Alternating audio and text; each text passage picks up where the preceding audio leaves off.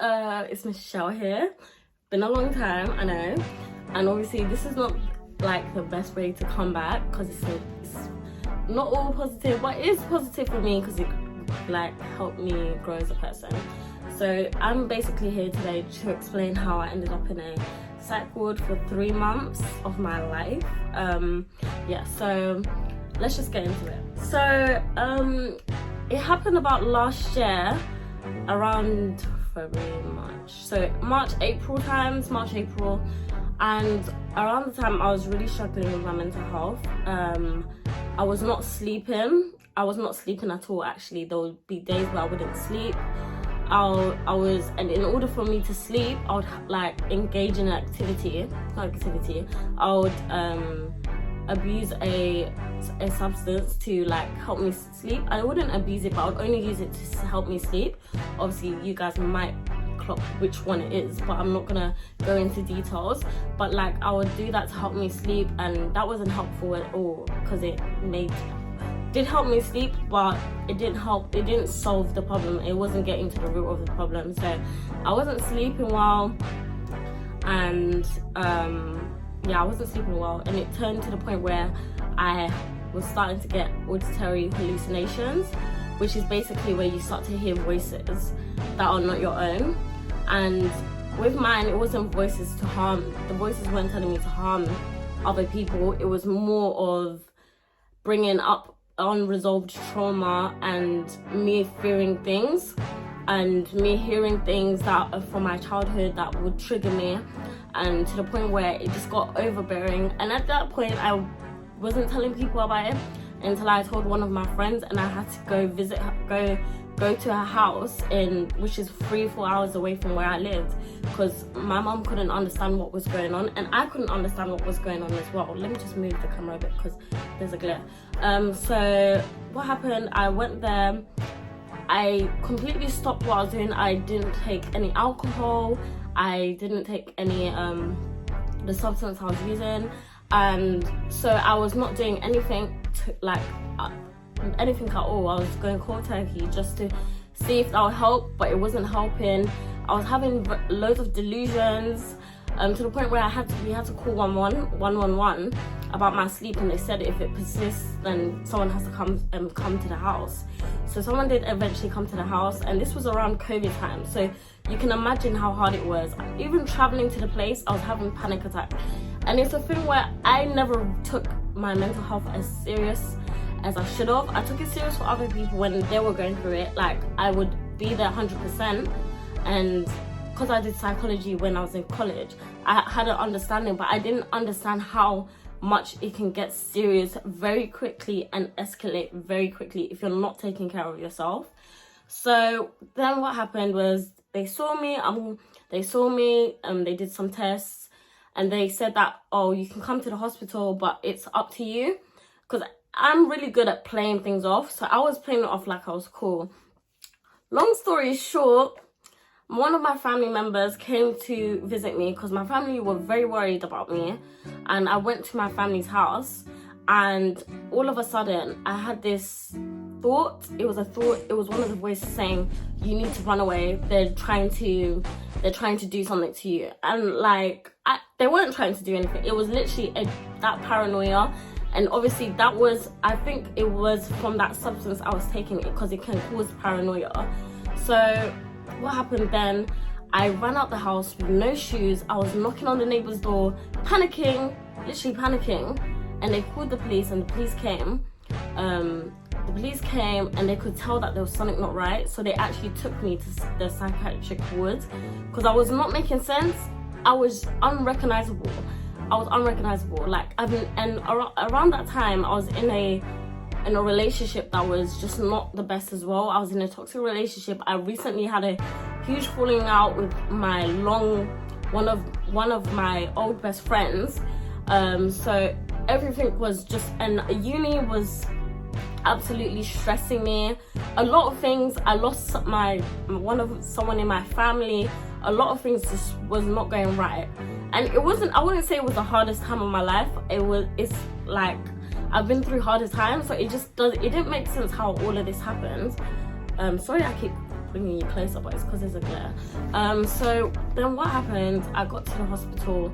They were asking me loads of questions, everything. And at first, they were trying to diagnose me, and the diagnosis didn't make sense. So they didn't diagnose me properly, and they noticed that I was very far from where I actually live. So they transported me to another hospital that was closer to me. And that's when I found out that that's when I was diagnosed by a psychiatrist with drug-induced psychosis and depression.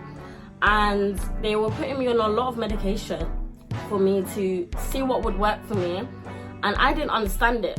And I didn't understand it. There was times I would refuse to take medication. And if you refuse to take medication, what they do is it was quite traumatizing to me. But like, they'll run up to you, they'll pin you down and inject you in the bum, depending on the medication. I think there's a reason why they inject you in the bum, but they'll do that. And that's happened to me like on 3 occasions, because I would refuse medication because it would make me feel so drowsy. So I could say some of them I did not respond well to.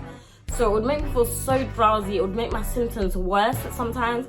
So it was like not the best experience. And then I would say it's when it started to get a bit more spiritual for me was when I moved to the other hospital. And when I moved to that hospital, it was like I would get these voices, and whenever I would close my eyes, I would just see like a symbol. Like, I'm a Christian, so I would see Jesus on the cross, or I would hear these voices saying everything's gonna work out, put your trust in God. It was like I would hear all these I'll have these voices that will say more encouraging things. I don't know, I honestly don't know what it means entirely, but I'm trying to understand it. But yeah, there were like things that were encouraging, and all of a sudden, even though I was in a very delusional state, I was in my worst state, I was hearing voices, everything, I was in a very bad state. No one could recognize me at all. Like, all of a sudden, I had this like burst of energy to just improve myself. So I was actually reading a Tony Robbins book that I've always wanted to read, and it's so big, and I read like 200 pages of it while I was in hospital. I was watching videos on YouTube. I was watching Michael Todd. Some people have mixed opinions on him, but I don't really like his videos. So watching Michael Todd, I was starting to feel myself, and I was starting to feel this hope. Fair enough, delusions were still there, and there'll be times where I had this big paranoia where I felt like someone was out to hurt my family, hurt my mum or my sister, and I was having or my cousin. I was having this deep fear that something's gonna happen to the people I love, like something's happening to the world, like I need to it was a very weird experience.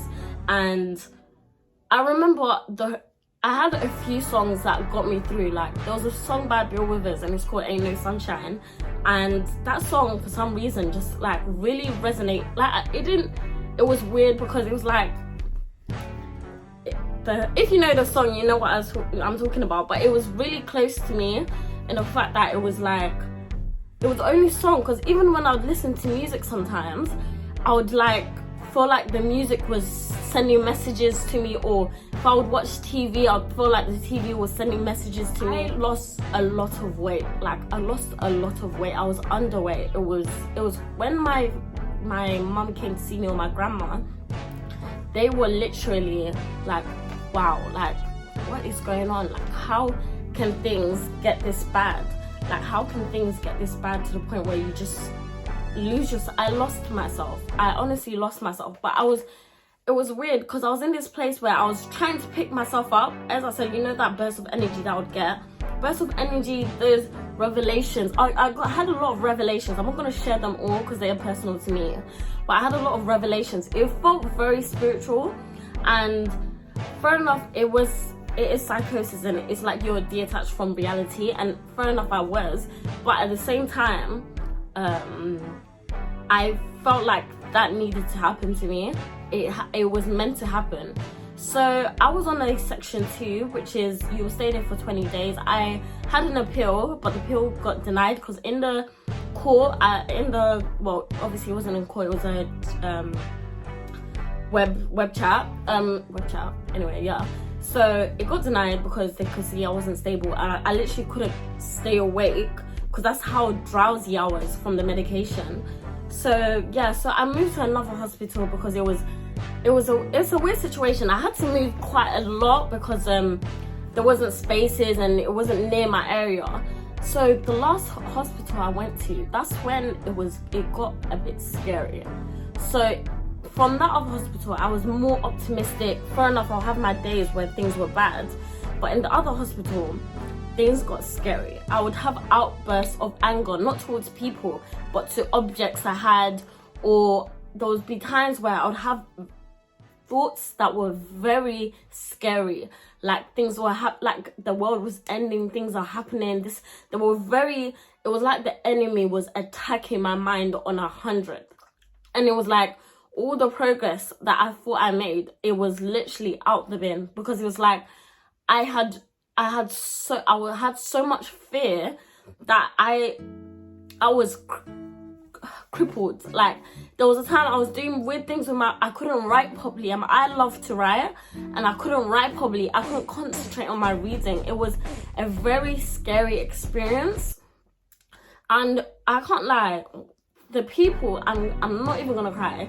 but like the people that actually carried me through are my family and friends, especially the ones that visited me while I was going through that. Like I had my friends that visited me. I had like 3 of my closest friends came to visit me. Well, one of them is basically like my cousin, but we call each other, and my family came to see me, and like they could see that, you know what, she has bottled up so much that it's literally destroyed her. And I feel like, and I put a lot of pressure on myself, and I think that's what led to everything. That pressure could lead me to not even sleep.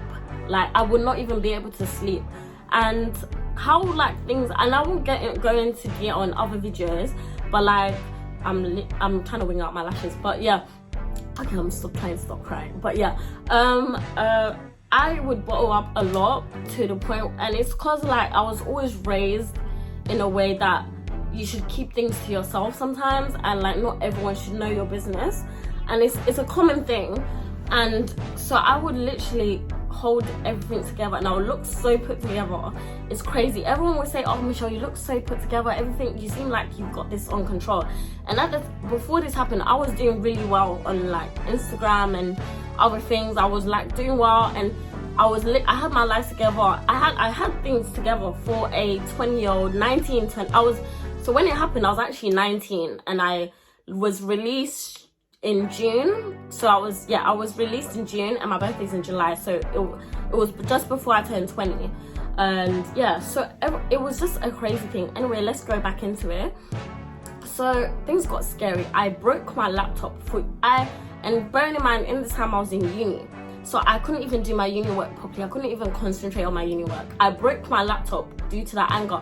I would have these outbursts. It was like so weird. And obviously on social media, I was posting things that didn't make sense. I was just not, my thinking was not organized at all. It was very disorganized and very I had loads of delusions. However, I think not a lot of people clocked, because I could downplay it to a point. I felt like I was in a prison. You couldn't leave the hospital. You was only allowed a few minutes in the day to go to the garden, and you were only allowed to go out if you were given a leave, and that would be like for 30 minutes. It differs for different people. Then they changed my section. They changed it to, I think it was a section 3, meaning I could have been up there. I could have been there for up to 6 months before they could consider, like 6 months, depending on how my treatment's going. Luckily, that didn't happen, because when they put me on my new medication, it actually helped. It was a injection, and it was called haloperidol, and it's an antipsychotic. So I was on an antipsychotic, and I was on that for a year. So after me leaving, I was still on it for a year, and it helped. I'm off it now. It did make me gain quite a bit of weight, because naturally I am a slim person, but it did make me gain weight. So I don't know if you can tell, but I have gained a bit of weight on my face. I'm losing it now because I've been off it for about 4 months now, so I am losing it. But yeah, so it helps in terms of suppressing the symptoms. In terms of it being like a spiritual awakening for me, I feel like it was. It showed me, it showed me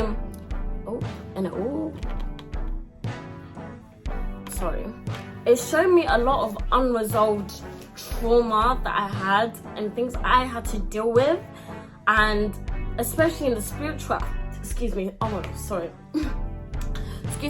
in the spiritual aspect, it showed me a lot. Like, it was very raw, and I can't explain it as much as I can because it was so raw that I don't know how I can explain it to you guys.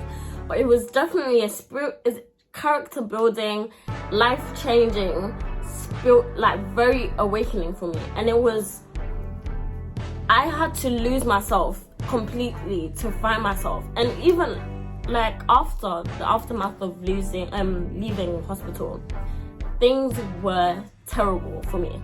Like, I was the lowest ever. Like, I lost interest in things. So consequently, like, things like my Instagram went down. I wasn't doing as well as I used to, and that was discouraging. I was working a job. I've always been working, and while I was in hospital, I lost out on 3 months of not working. Do you get what I'm saying? So it's like I'm losing out on money I have to make. Do you get what I'm saying? I'm joking, but like, money's not everything. I had to realize money's not everything. I literally, what I think my mistake was, I jumped into going to uni. I jumped right back into going to work. Things were terrible. I had so much self-doubt, so much such low self-esteem, low confidence. It was awful for me, and I used to find it difficult to even engage in conversations with people. And I don't know if it was because of the medication or because of like what was happening, but it was so weird. There was an instance where, funny enough, 1 month after my section 2 finished, I was released from hospital, and 2 days later I had an incident and I had to be put back in hospital. And within those 2 days, I was on a different medication then. It was an antidepressant and an antipsychotic, if I remember correctly. And I felt on top of the world. I felt like I could achieve anything I wanted to. I felt like I'm that girl. I remember walking into my local town thinking, you know what? One day, I'm gonna be known for very good things, and I'm gonna help inspire and change people. I had all this energy and all this motivation, and then it just went downhill. I ended up in hospital again, and when I got admitted to the emergency unit, because there was no spaces, I think that was the part I hated the most. What they were doing was, every day I got in, obviously I'm panicking, and I'm thinking, oh no, I don't want to go back. And obviously there was no bed, so I was in the emergency unit. They're not mental health people, so they're just general nurses, and so they put a cannulator. I don't know, you know those things they put into your thing. Let's say if you're getting an IV drip or something, they were injecting me with so much what do you call them? The drug that makes you sleep, that makes you so drowsy and sleep that you can't even move. They were injecting me so many times, pinning me down, everything. I was screaming. I was literally so scared, thinking, what are you doing to me? You're treating me like an animal. And it's like obviously they're seeing this young girl. My hair was out. I remember I had my hair out, so it was in an afro. Oh my gosh, my arms are not shaved. It was in an afro. I literally had my Vans slip-ons, and what I was wearing that night, and I was literally panicking, screaming, everything. I was like, please stop doing this to me. And obviously they're just doing their job, and I don't know if they were doing their job or they were doing it out of judgment or fear, but I don't know what it was, but that was not a good experience for me. And even being transported to one of the hospitals, I was transported in a van that had I think it's for people that unpredictable people, because obviously I was diagnosed with something that you are unpredictable. So I was in a van, and in the van there's like a small confined space, and I was in that, and they keep you in there, and there's no windows, it's just black, and you're like crunched up like this. I'm telling you, it was so scary. It was like I was being kidnapped. I remember sending all my friends like my location because I was so scared.